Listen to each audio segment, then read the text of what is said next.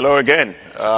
If I keep doing this, I understand there's a vacancy at 60 minutes. Maybe I can, if this investing thing doesn't work out, maybe I can do that. Another full disclosure, Sam is a friend. I'm also on the board of OpenAI, so I promise you I will not only ask him softball questions. I will channel my inner Brett Bear and Anderson Cooper. So Sam, as I said, CEO of OpenAI, one of the founders. He previously served as the president of Y Combinator, where he helped scale some of the world's most influential startup accelerators and advised companies that reshaped entire industries. At OpenAI, Sam has obviously been at the forefront of advancing artificial intelligence to the benefit of humanity, helping to bring cutting-edge AI tools to the hands of millions of people. How many people? 900 million people More, use yeah. ChatGPT, and businesses around the world. So Sam, let me start with what I think is the question that is on everybody's mind, okay? Which is, where are we today in the world of AI? I think at some point in the last few months, we really have crossed a threshold into major economic utility of these models. It may have happened a little bit earlier, but there was such an overhang before we figured out how to use these, and we had to not only continue to make the models get smarter, but figure out sort of the plumbing to make them easy to use, where we're now in a world where the models are astounding people with the work they can do.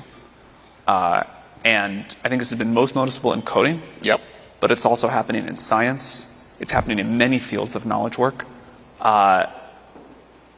Sort of with disorienting speed, where people are saying, like, man, these things that I thought were still years away are happening now, and I have my job shifted from doing, direct technical work or, legal work to managing a team of agents doing this work. This is going to go much further. Mm-hmm. I think we are at a very steep part of the curve, and right now maybe you can trust, say, a AI software engineer to do a multi-hour task. Very soon it'll be a multi-day task and then a multi-week task. And not long after that, I think the paradigm will shift again, and it'll feel like these AI systems are just connected to your life, to your company, whatever, proactively thinking, working all the time, and having full context on whatever they need to know, and just sort of doing stuff like you would trust a senior employee to do. And do you think that companies have a real understanding of how these systems can help them and reimagine how they do their businesses? Some do, some don't. Certainly the new generation of startups thinks differently than any generation of startups before. Mm-hmm. It used to be that when we would talk to startups, they would talk about how many employees they needed. Now, they generally don't want to hire a lot. They think that'll slow them down. Mm-hmm. And they're all focused on how much compute they can get. Mm-hmm. Can I reserve this much capacity? Can I do a cloud deal for that? Can I get this many tokens? And I think that is a mental shift that bigger companies are going through more slowly, but some are starting to do that.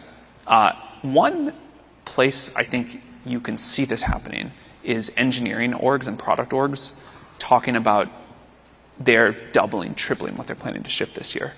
And that has not happened before. Yeah.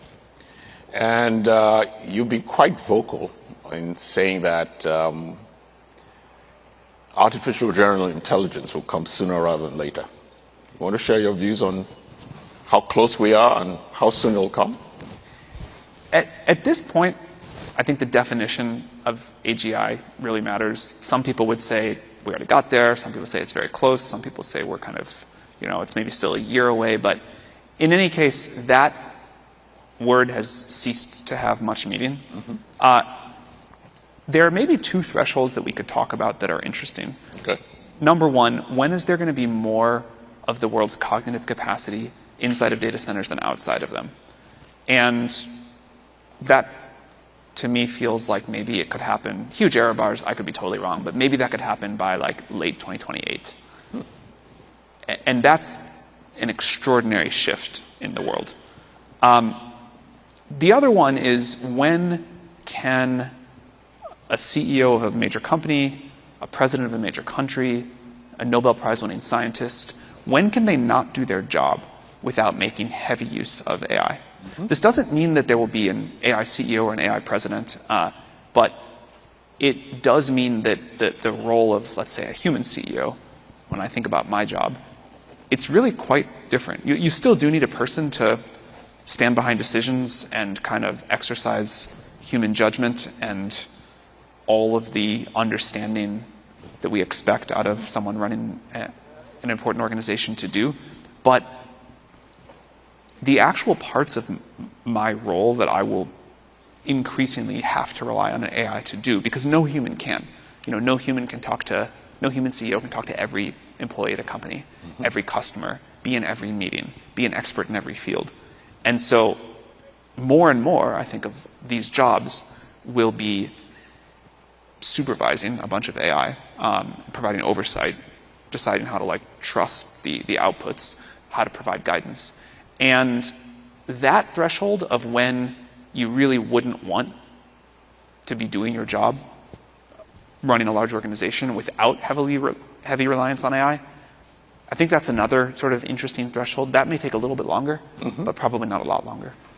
And, and as you do your job, how much are you finding yourself relying on some of the agents and some of the artificial intelligence that we're developing at OpenAI?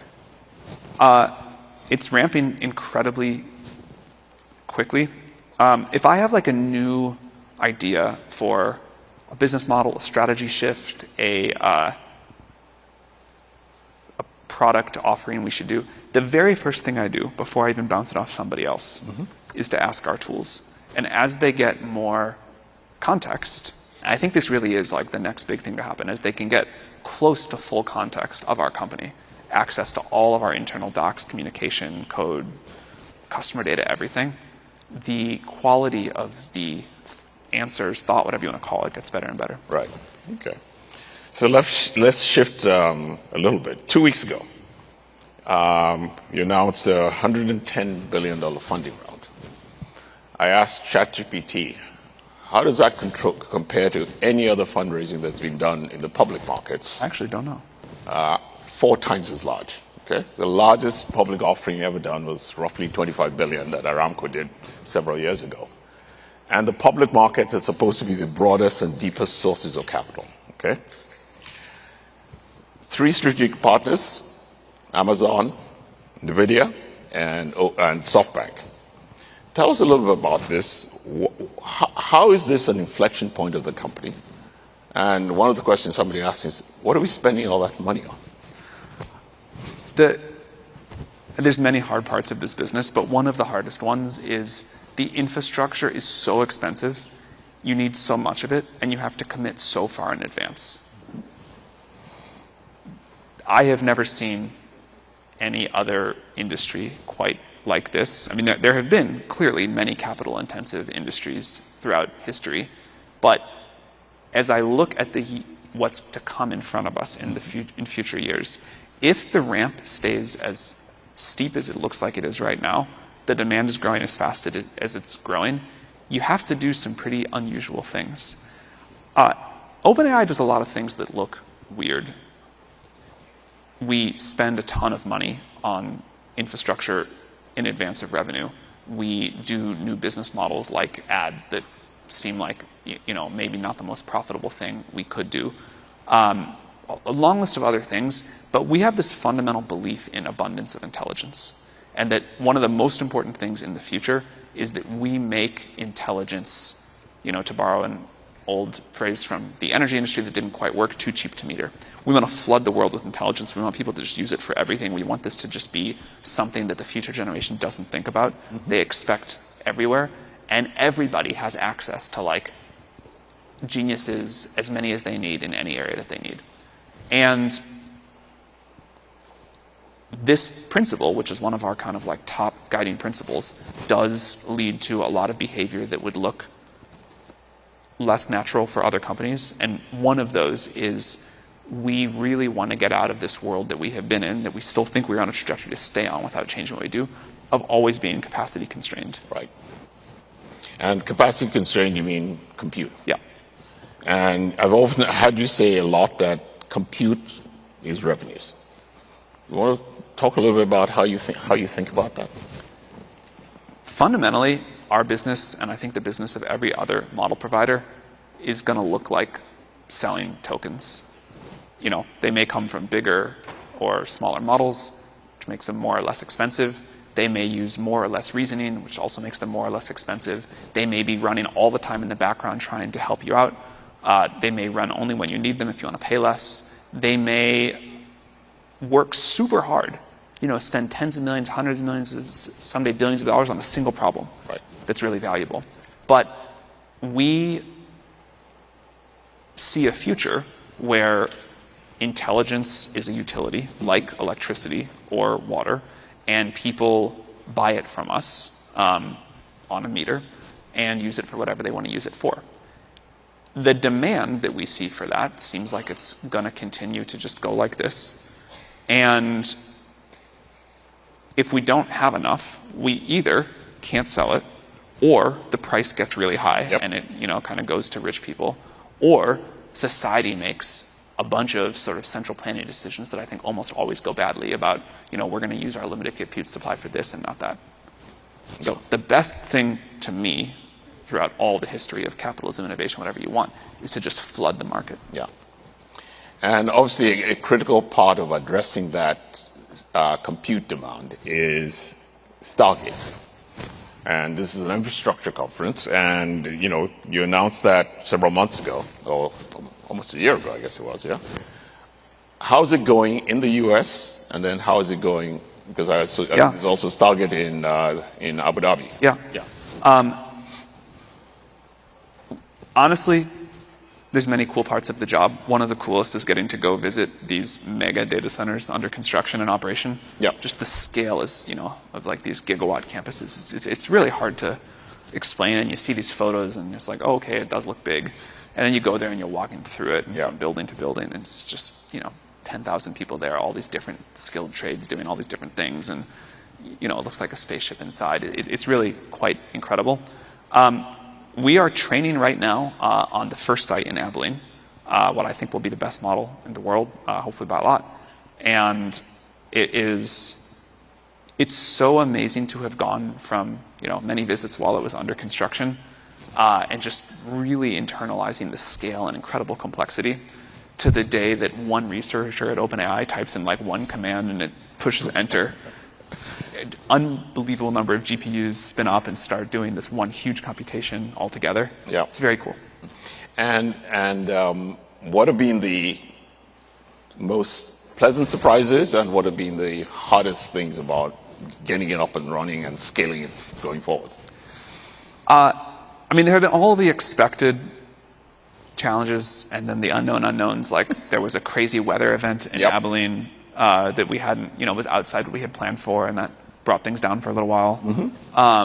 There's all of supply chain challenges. Anything at this scale, it's just like so much stuff goes wrong. Lots goes right, but just trying to build something around the clock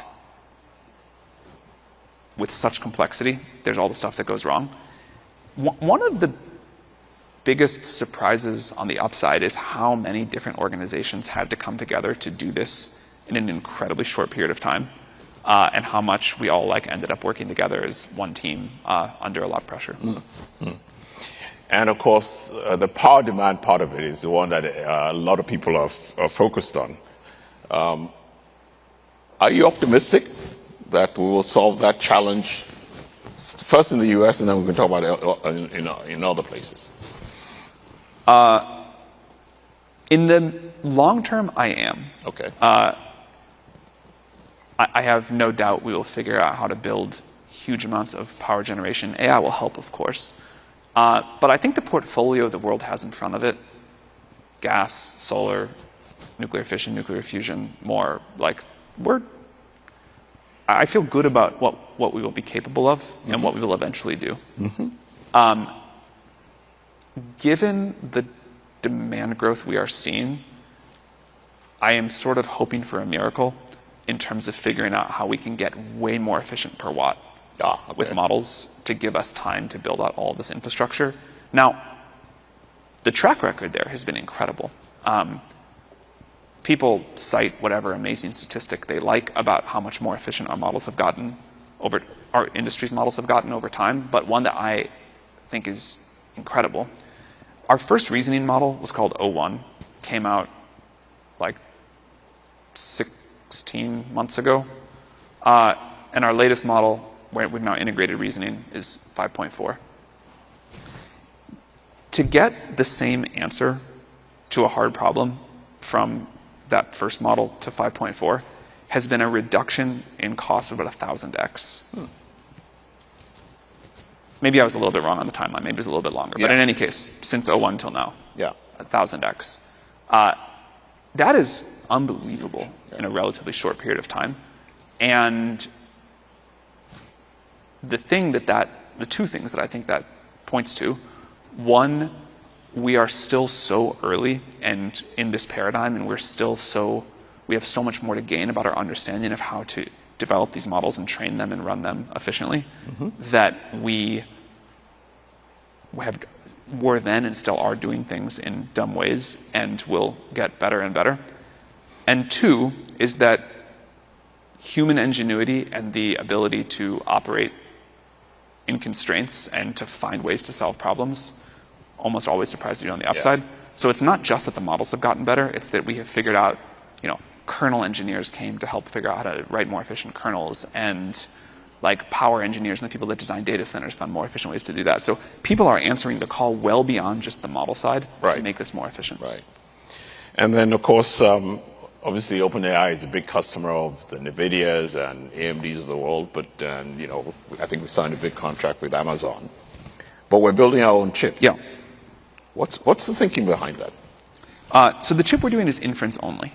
Okay. And the thinking behind it is that on this, rise up to solve problems in front of us, we think that a specialized chip to be not necessarily the fastest inference chip, but the cheapest inference chip, the most efficient per watt, given the constraints we see in front of us, is going to be important for all of the agent demand we see in the future. So it's an opinionated bet, it's a limited chip, but the thing that it does in a world where we're energy constrained, I think will be very important. Maybe you can explain, because I'm not sure everybody in the audience is AI proficient, with the difference between an inference chip and a training chip. Sorry, I should have done that first. So there are two main phases to AI workloads. Now, they're going to blend together eventually, and it'll all be one continuous thing. But right now, first we train a model, a gigantic number of GPUs crunch for weeks or months on a bunch of data. And you can think of that like maybe it takes you 22 years in life to get your education. And you learn a bunch of stuff starting when you're a baby, and you drop things and see they fall. And then eventually, like in college physics, understanding like at a very detailed level what's going on there. And then after that, if you ask a model to solve a physics question, that's called inference. And that's quite efficient. But this is true for people as well. And when people talk about, these AI models are so efficient, they're usually comparing the 22 years that a human takes to train to the 1 second that an adult takes to solve a physics problem. If you compare the model solving the physics problem to the human solving the physics problem, actually the models already probably are more energy efficient. But training is this hugely massive amount of processing power that then produces really just like a file of numbers that you can then pose a question to and get a response. And are you optimistic about the progress we're making on the chip? Yeah. We should have the first chips deployed at scale by the end of this year. We should have the first chips back just in a few months now. And it looks like it'll be really good. Fantastic. So you announced a new partnership this morning, actually, with the North American building trades unions to expand training pathways for skill construction, which has been a subject of many of the discussions today. Can you tell us a little bit about what you and Sean McGarvey agreed, and he's going to be on stage later on. So let's hear your version of it and then see if his version is the same. So we talked earlier, and we've talked the world has talked many times in the past about the need for AI infrastructure, the need for the world to have the physical infrastructure, power plants, transmission lines, data center halls, chillers, obviously the racks and the GPUs and everything that goes inside of those. And I sort of wish everyone would go visit at some point one of these mega scale data centers, because it's hard. You know, when you ask ChatGPT a question, you get your answer back, and it's really hard to visualize the scale of what it took to make that, or what it takes to make that happen. People talk about all of these different places that we're limited. Mm-hmm. We are limited in the number of turbines, or now it's the voltage transformers, or it's the memory fabs, or it's building the data centers, whatever. All of these things have one thing in common, which is they are massively complex physical infrastructure that require skilled tradespeople, mm-hmm. And a lot of them to do.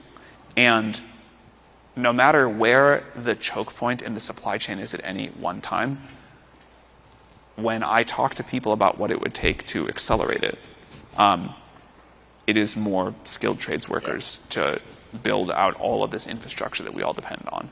I think these will be incredible jobs. More than that, I think they will lay the foundation for the next generation of American infrastructure and economic prosperity. And we are thrilled to get to work together to drive that faster. Just so you know, we at BlackRock share that view, and we think it's really exciting that you announced this partnership today. We think that's really, really terrific. I think another question that's on people's minds is competition with China. Where do you think that stands? And what do we need to do to make sure? I assume we're ahead, but I don't know. So you might tell us whether we are or not. What do we need to do to make sure we stay ahead? So a general framework thought first, and then I'll answer the question more specifically. Mm-hmm. I think the discovery of deep learning is closer to discovering an element or a fundamental property of physics than it is of like a secret technology. And that means that eventually, and eventually probably not being very long, the fundamental ideas that make a model so capable will be simplified, they'll be very well known, and just like we kind of understand how big parts of physics work, we will understand as a scientific principle how big parts of artificial intelligence work. We started to appreciate this with the scaling laws that OpenAI published maybe 7 years ago now.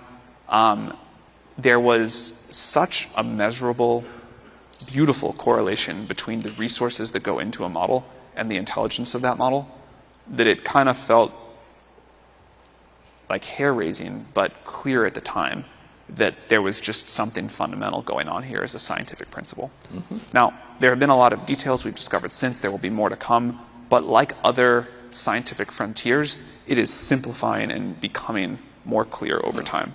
And eventually, this recipe will be well understood as a scientific principle. It will not be a trade secret in the sense that other things have been. Now, the analogy I like best historically from technological history is the transistor. Mm-hmm. Transistor was also a sort of fundamental scientific breakthrough, very hard to discover, kind of chancy to discover. Took us a little while to refine our discovery. But once we understood it, the scientific principle was clear to everyone. There were still massive amounts of operational knowledge that went around that. TSMC can still do things that no one else in the world can do. And, I expect the industrial process around this to have a lot of advantages, competitive advantages. I also expect that the integration in workflows and training data and usability of models, there will be a lot of differentiation there. Maybe most of all, I expect there to be differentiation on who has the infrastructure and how much of it. But the fundamental scientific principles are going to be well known, and they will fit on a t-shirt, I think. In terms of where we are, the most capable models in the world, the frontier, the US is leading on. Mm-hmm. The cheapest inference usage for a 2-generation earlier model, China is leading on. Mm-hmm. infrastructure the US is currently leading on, but China's moving much faster on. And that kind of industrialization, productization, whatever you want to call it, the US is leading in closed source, China's leading in open source. I think the US is probably leading overall. And you were recently in India, and sounded like you were very excited about how India is thinking about the challenges and the opportunities. I was blown away talking to Indian startups and how they are using this technology. I got there and someone handed me a briefing sheet for India, and it was codex usage in India has 10x'd in some small number of months. And I was like, that's got to be a bug. That can't be right. It can't be right. But it was true. And then I started talking to these startups, and it's an even stronger version of what's happening in the US, of people saying, hey, the world is different. You talk about a one-person startup. I'm trying to build a 0-person startup.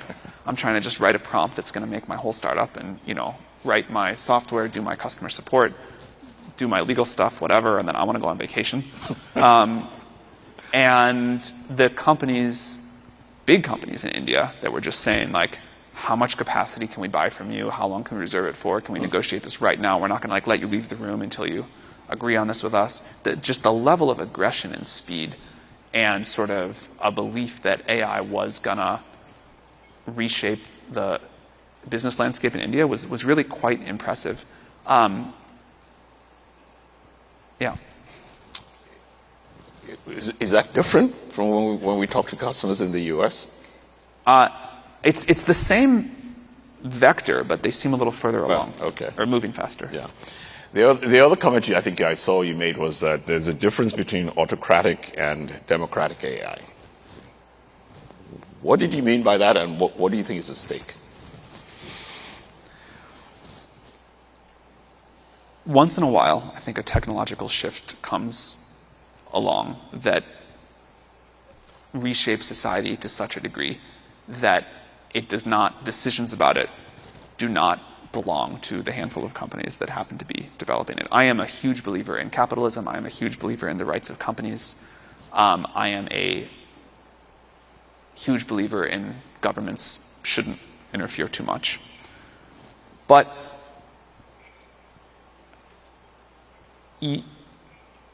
I think this is one of those exceptional times where society has a legitimate interest in what the impact of this technology is going to be. I think the internet was one of these times too, and I don't think we got all of that right. But I'd like us to learn what we can do better. And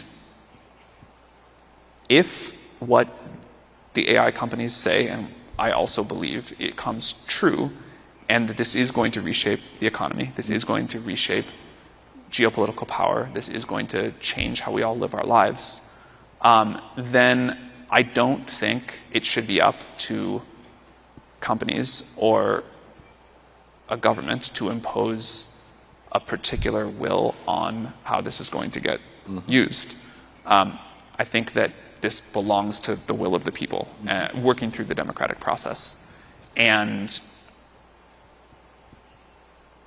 companies like ours, I think, are more quickly than companies of previous generations have had to do, moving into a sort of critical infrastructure role. Right. Where we have to say, we create this technology, we are experts in it, and we should have a real voice, and we have opinions and understanding of where its limitations are and where it's not ready to be used and where great harm could come. But the rules, the limitations, have to be agreed upon by society through this process. And because the technology is moving so fast, it'd be great for that democratic process to run a little bit faster. But companies, governments need to be able to depend on companies like ours to integrate and be able to use the technology. Okay. So come back to the global AI race. Where do you think the US is the most vulnerable?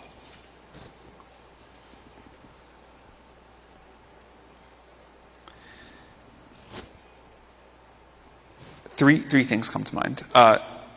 One, there's been a ton of noise made about the global supply chain dependence and U.S. infrastructure. I don't have anything new or deep to say there, but I can't overstate how scary this is to me. Yep. If we fall behind on infrastructure and can't catch back up, if globalization falls apart in any of the many ways it could, and we are not able to fairly, independently keep building AI infrastructure, that seems like a big vulnerability, and I don't hate, but I don't love our global position right now. The second is, if we don't, it's a competitive world, and if we don't move as quickly as other countries on economic adoption of this, then I think we will lose the advantage that we have from being the economic powerhouse that we are. And this is about how quickly companies adopt it. This is about how quickly our scientists adopt it. This is how quickly our government adopts it. This is like, on the positive side, I think this is a once-in-many-generation opportunity to really improve the economy, really rewrite some of the rules of society that aren't working in light of this new incredible wealth fountain we have. So I can see the world where this is not a disadvantage at all, but this becomes our biggest competitive advantage. I don't think it's like super obvious that we're on the trajectory we want to be there now. Again, I don't hate it. I think it could move faster, and you can see a bunch of potential headwinds. You know, like AI is not very popular in the US right now. Data centers are getting blamed for electricity price hikes. Almost every company that does layoffs is blaming AI, whether or not it really is about AI. There is this real debate about the relative power between governments and companies going on. So there's like a lot of stuff happening there. And then the third category is diffusion into the rest of the world. Is the world mostly going to build on the American AI tech stack, chips, models, applications, whatever, or are we going to enact a set of policies that make that harder? It sounds to me like you think that AI could be the foundation of an immense productivity boom, if properly used and if adopted. Yes, for sure, although I think the way we measure that is going to have to change. Explain.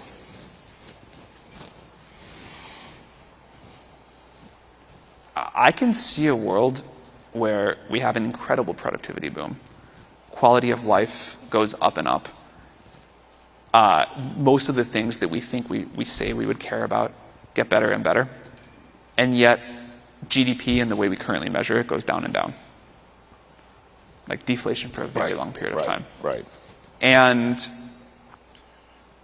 I don't know what it means to like live in a forever deflationary world. I don't know what it means to think about GDP and GDP's correlation of quality of life in a world where, you know, more of the economic capability, or intellectual capability is inside of data centers than outside of them. But, you know, maybe we're going to find out. And I think there's going to be a lot of debate in the coming years about what the right thing to measure is. Do you think we're thinking about these challenges and issues the right way? Are we having that? Are we starting to talk about that? I think, yes, we are starting to. If there was an easy consensus answer, we have done it by now. So I don't think anyone knows what to do. All of these things that we've depended on for so long as a society are sort of coming into question at the same time. There was this quote that I saw on the internet a few weeks ago. It's really stuck in my head. And it was something like, for centuries, maybe millennia, we have learned a lot about how to structure society to manage scarcity. Almost none of that helps us as we have to quickly learn towards managing abundance. So that's like a real change to how capitalism has worked. Capitalism has also depended on this balance between somewhat of a power balance between labor and capital. But if it's hard in many of our current jobs, to outwork a GPU, then that changes. And I see we're out of time, but I had like a list of 10 things like that changing all at once. I'm not a long-term jobs doomer. I think we will figure out new things to do. I'm also certainly not a long-term capitalism doomer. I believe in it very, very deeply. But I think the next few years are going to be a painful adjustment as we get to this future we all get to redefine of what the new system and just this incredible prosperity looks like. And there are going to be some very intense and uncomfortable debates on the way there. Okay, so thank you, Sam, for that very thoughtful discussion. Here's what I will say. 5 years from now, we will come back here and we'll see where we are and how we have navigated our way through this. Deal? Deal. Fantastic. I look forward to that. Thank you. Thank you. Thank you.